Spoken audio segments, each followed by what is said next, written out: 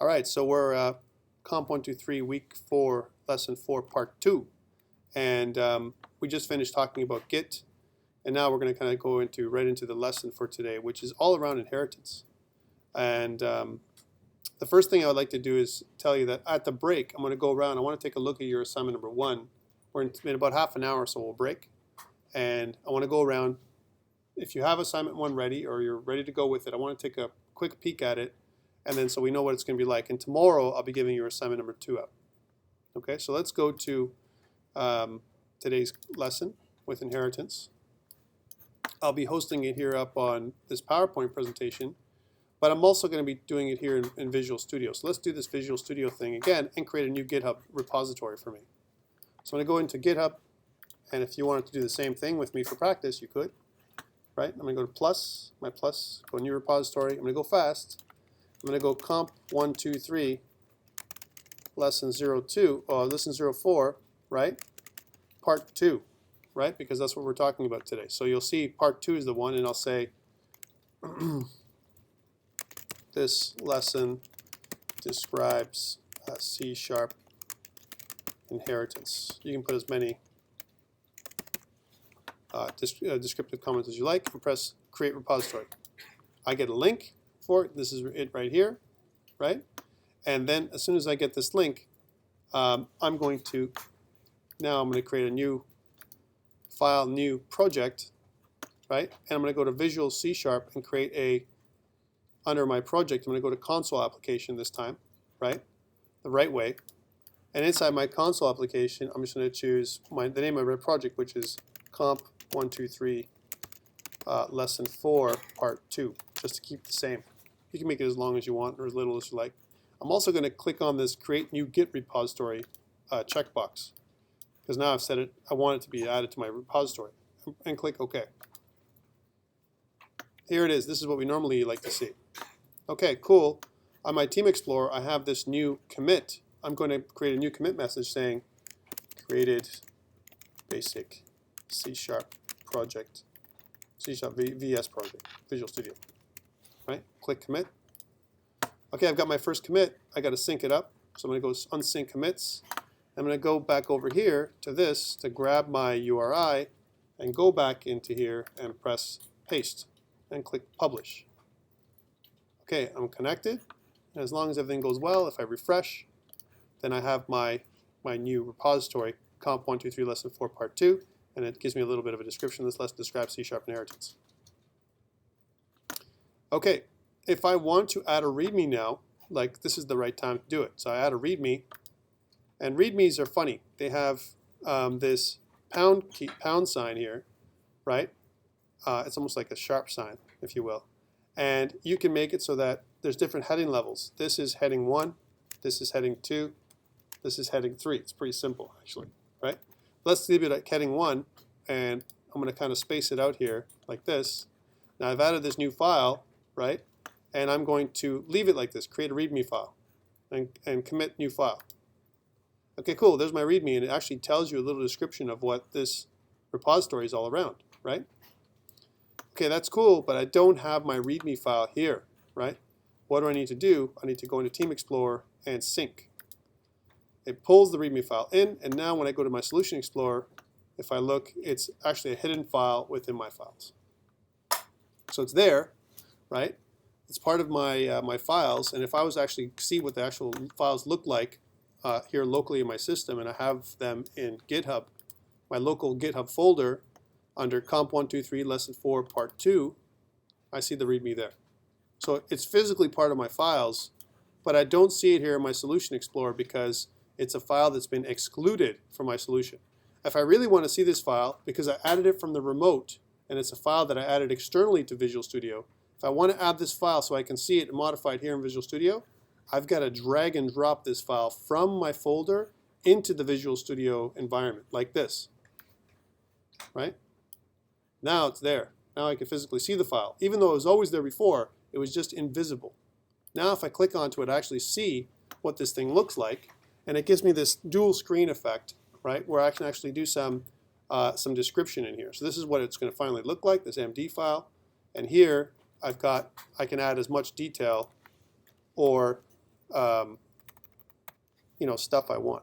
So here I'm going to save it. I've added like a little line, like an underline, right? And this is the one file that I've changed. And we're talking about inheritance. So before I do any other changes or syncs, I'm going to talk about, we're going to follow the PowerPoint. Okay, so last week we talked really again at length, more than anything else, around object-oriented programming. We kind of took our time with it, right? Today we're really talking about inheritance and who remembers the stuff around object-oriented programming? If I was going to talk about classes, just as a review, what does a class mean to you? Anyone can answer. You can answer. You put your hand up. Tell me what a class is in your own words. You got to speak up way louder than that. Instantiated objects. Instantiated objects. Okay, but that's the product of your class, right? That's the reason why you make a class, to instantiate objects. But what is a class? If I was going to ask you on an exam, what's a class, right? And A, B, C, D. You might have multiple choice, but I might give you a short. If I put a short question answer, right? How would you write what a class is in your own words, right? Why don't you check it out? Try it out. Section of whatever program you're writing or coding that is its own subcategory. A section of the code you're writing or they're coding that's its own subcategory. Its own subcategory. Okay. Anyone else have a better definition of a class? Yes. A blueprint. I like your thinking so far. Yes. Continue. Of a what? Of an object. Okay. It's all those things, right? A little bit of your own little code. It does instantiate objects, and it is a blueprint, right? But really, when you think about a class, think about it as you're designing an object with your class, right? Think about this is your design piece. I'm designing what the object is shaped like, right? Think about the object shape. It's a very abstract thing we're talking about. It's not something we've created yet, right? It's something we're designing. We're putting our properties and we're describing our members of this blueprint, but we haven't actually created anything with it yet. The only time we create anything with the class is when we use the new keyword. When we use the new keyword, we access the constructor of the class, and a new object is instantiated or created based on the class's design, right? So the class itself, it's a kind of a multi, kind of sentence answer. A class is really a way of giving ourselves a blueprint of this object that we can use and reuse inside of our code. It's a very powerful concept. Again, it's I would say only in the last 20 years has it really taken off in terms of being used. Before that, largely, we were using procedural programming, right? Line by line execution, where we actually had a lot of code duplication. What objects and classes have allowed us to do is reduce our code duplication and have very much more complex code that we can reuse. Okay, so the other good thing about classes, just as a aside, is if I build a class in C#, it becomes part of my toolbox. If it works, why am I going to do it again, right? It's almost like I don't have to reinvent the wheel. If I create a nice dice roller program, by the way, hint, hint, one day you'll have to create a dice roller program, right? If I create one of those and I want to do it again, if I'm making it a game, why would I write it again? I might modify it, the class, but if I have the structure for this class called dice roller as an example, right? I could reuse it in multiple projects, not just one. So I create a library of useful utility classes that I can use as a programmer, right? Especially if I'm working for a company that, and this one might happen to you, you might have a bunch of utility classes that's been written locally at the company that you're working with, your coding house, like I like to call it, right? Where you have the build and you add to the build, you add more classes to the build so that you can kind of download and use these utility classes as part of your toolbox, right? These things that you make. But today we're talking about a different subject altogether. We're talking about inheritance. So this is cool. I've made my class, but I want to make some more classes, right? I don't just want to make my original class. I want to, maybe my class hero that we're making today for your assignment number 1, I want to make something called villain, right? Because, heroes and villains are kind of like brother and sister, right? And maybe I want to make another one called vigilante, right? kind of between a hero and a villain, right? A hero, if I was going to think about a hero in real life, they were the people that try and do all the right things all the time. A villain does all the wrong things all the time, but he has some things that the hero can do, especially if it's a superhero, right? Like maybe they're strong, just like a superhero, right? They might have they can challenge the hero, right? So they have a lot of the same things that the hero has, but maybe they have their own specialization. They can do bad things, right? The hero can't do bad things. It's not part of his design, right? The hero's design does not allow him to do bad things. He has a moral code that he follows, just like a class. A class follows the code. So does the hero, right? Hero can't go outside his programming. He's a good guy, right? But the villain, he can do bad things, right? And bad things might be a new method that he can use that the hero doesn't have access to. Follow me? Vigilante, he can do bad things method, right? But he can also do good things like the hero. And you know what? He can do something that the villain can't do. He can provide justice, right? The hero can't dispense justice because he has to go through the justice system. He always does good things, right? And the villain won't do justice because he just does bad things. But the vigilante can do bad things and he can dispense justice. So he has another specialization he can do that goes beyond the villain's capability. What we're talking about here is inheritance. We're talking about the ability for us to inherit properties and methods of different classes, right, that have been created before. In order for us to do that, we're going to use the extends keyword. We're going to go into that. Okay, so inheritance, again, is the ability for us to apply, it says the knowledge, as this category that we're talking about, but it's also the ability for us to apply all the properties and methods of a superclass, or a parent class, if you will, to its child classes or subclasses. Okay, that's what it allows us to do. And why? Because not just because it saves us time, but it also allows us to extend or specialize the capabilities of our subclasses that are based on these other classes, these superclasses. Here's an example of an employee class. And the employee class has a couple of private properties up here, right? Your employee number and your employee salary, an int and a double. Then you have, what we see is our constructor, which is, we have a property with a getter and a setter, right? An employee number with a property, right? So this is the private employee number, and this is our public employee number getter and setter accessor method, right? We do the same thing with our public double employee salary getter and setter accessor method. And at the bottom, we have our get greetings method. We don't actually have a constructor for this employee class. Well, again, if we have, in this example, we have something called commission employee, right? Which is like an employee. It kind of inherits all of the employee's properties and methods. The method being this get greetings method, right? It includes all this stuff, plus a specialization. There's a new property called commission rate with a getter and a setter of its own. That doesn't belong to the employee because he's not a commissioned employee. He's a regular employee. Okay? This is the same thing we're talking about here. And the way to write that, of course, is to use the extends keyword. Again, I want you to think about this as the base class, also known as the superclass, which I'm going to be calling it, superclass, or parent class, which is another word for it.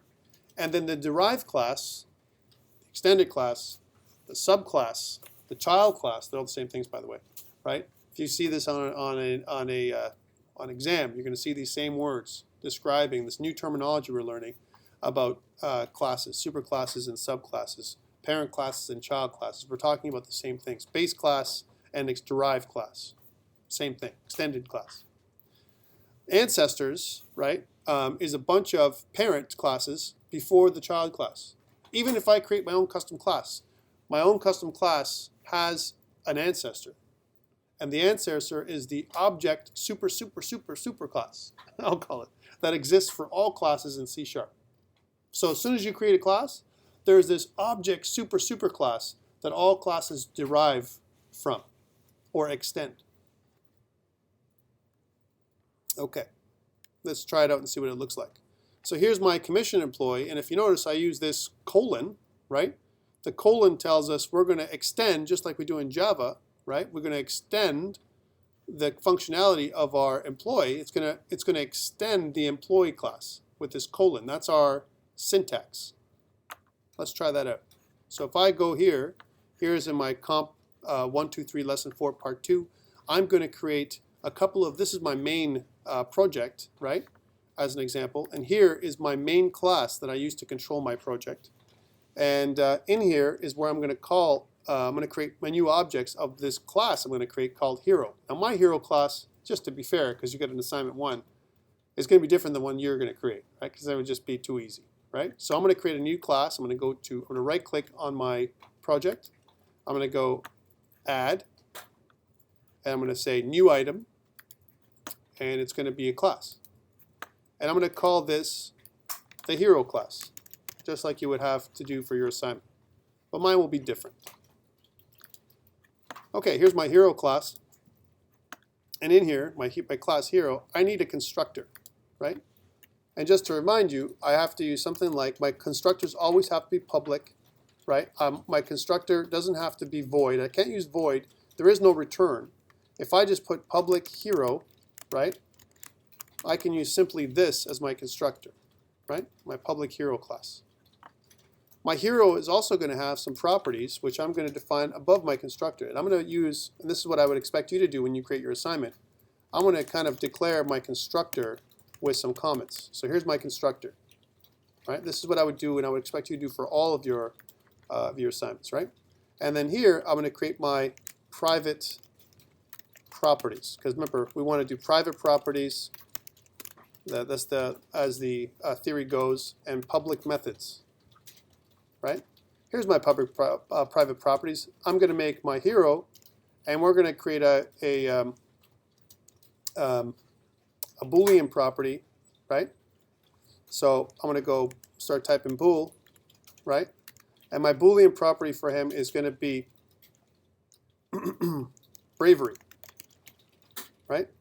And you know what? Off the top, I'm going to set this to true because all heroes are brave, right? So that's a private property, right? I haven't made it private. I have to put the private access modifier in front of it to make it a private property. Okay, so bravery is true. And you know what?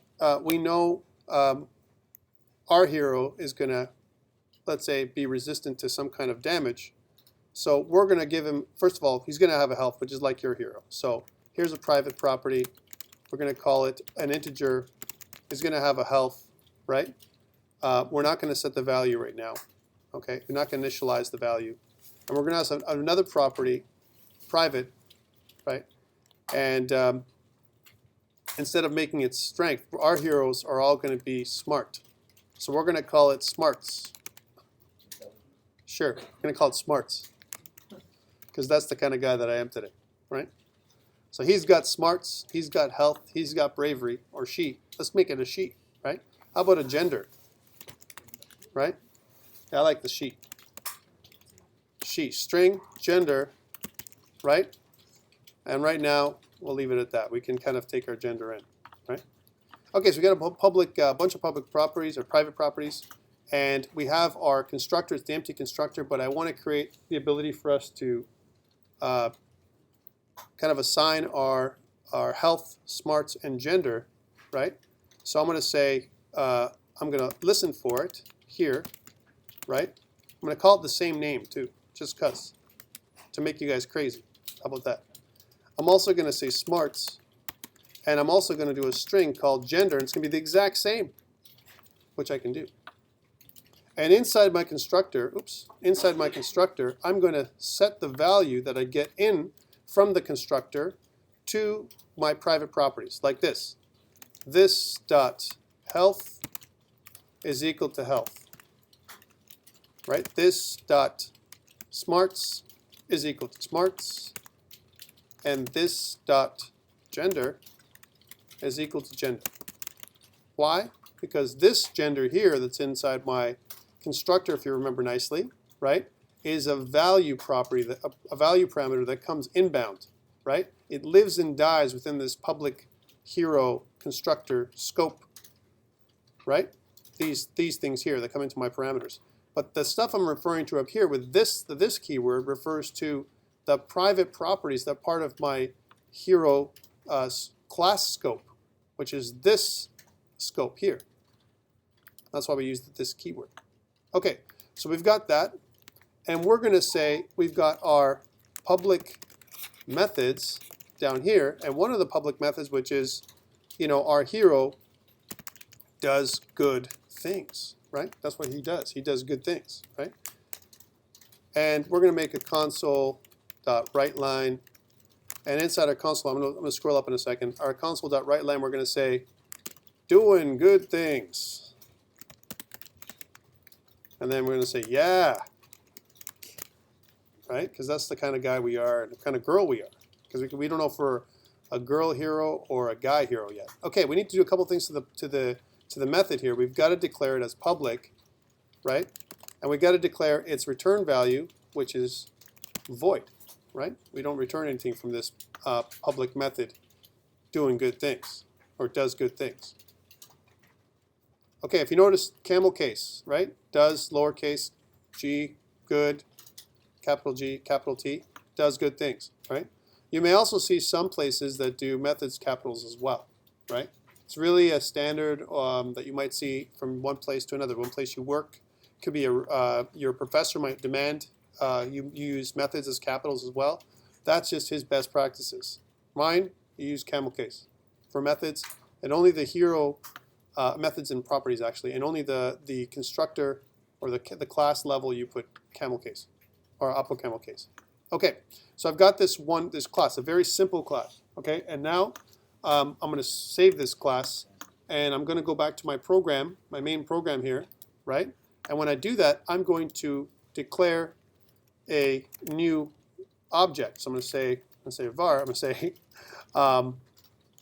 hero, and I'm going to call it my hero. Right? Why not? Is equal to new hero. Well, hold on. I need to put some stuff in here. My IntelliSense says I need to put in a health, a smarts, and a gender, right? So my health, I'm going to say it's 10. My smarts, I'll make it a 5. All right, let me go back because you're going to get mad at me. 7, the smarts is an 8, and the gender is a female, right? So I was going to make it a 5. And you get, why is female? Why were you saying females are dumb, right? Okay, so that's all I have. There's a female hero, right? We don't know the name, because we don't have a name property right now. But we know that, it's a female that I've created as an example. And I, of course, can invoke the my hero method called does good things, baby. Right? Because she does good things, right? Now, if you notice, if I go to my hero again, and I'll scroll up so you guys can see this a little better. If I go to my hero, and I try and use the dot accessor, I get these other things, right? I get does good things. I also get equals, get hash code, get type, and toString. All these other things, equals, get hash code, get type, and toString, are inherited from the object super duper class. All right? It's part of every class or object you ever create, right? So even though you see extra things there that I never defined, they're part of the super duper class that's part of C#. Okay, I'm calling it that so you guys remember. All right? Okay, so we got my hero, but now I want to make my villain, right? And it's going to be a guy because, in this particular case, the girl is a good person and the guy is a villain, right? Let's just make it like that. Come on.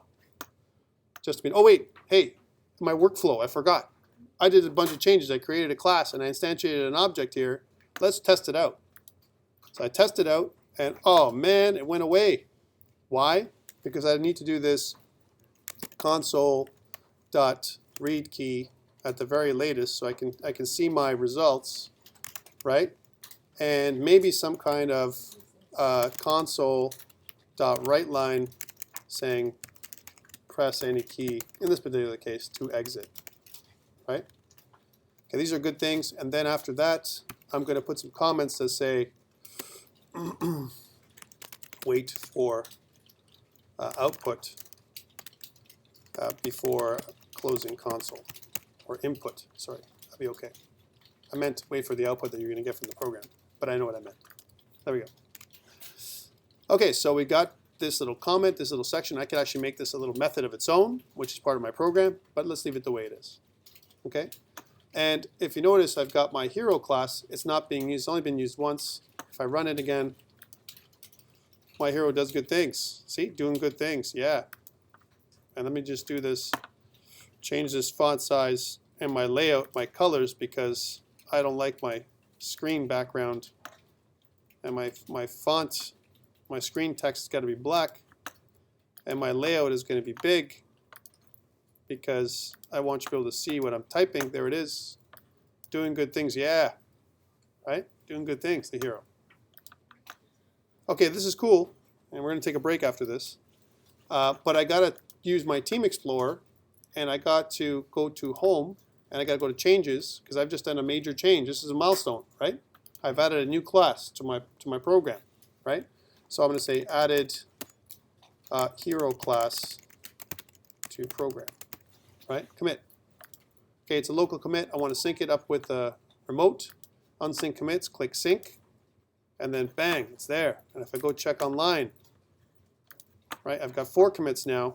Here it is. Added my hero class. And now if you want to follow me or actually go up online and see, you can see that I've got my hero class and you can see what I put in here, just in case you couldn't follow fast enough. Okay? This is a good stopping place for us. When we get back from break, we're going to create our new villain class, which is going to be a derivation of our hero class.